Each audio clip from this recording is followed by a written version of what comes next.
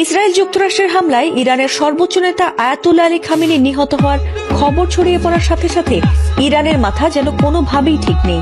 নিজেদের পরাজয় হবে এমন ভয়ের কোনো ছাপই নেই ইরানি যোদ্ধাদের। ইরান ঠিকই মুহুর্মুহু মিসাইল মেরে ইসরায়েল ও যুক্তরাষ্ট্রকে নাজেহাল করে তুলেছে। তবে এই যুদ্ধে ইরানের পাশে কোনো মুসলিম রাষ্ট্র না দাঁড়ালেও এবার আমেরিকার ওপর প্রচন্ড ক্ষেপে গিয়ে তেহরানের পাশে দাঁড়ানোর ঘোষণা দিয়েছেন পারমাণবিক শক্তিধর দেশ উত্তর কোরিয়ার প্রেসিডেন্ট কিম জং উন।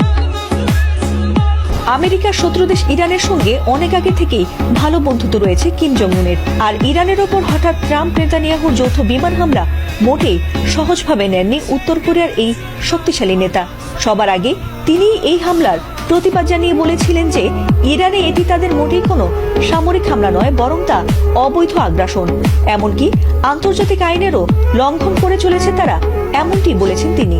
তবে এবার ইরানের পাশে থেকে ইসরায়েল ও যুক্তরাষ্ট্রে সরাসরি মিসাইল মারার হুমকি দিয়েছেন তিনি।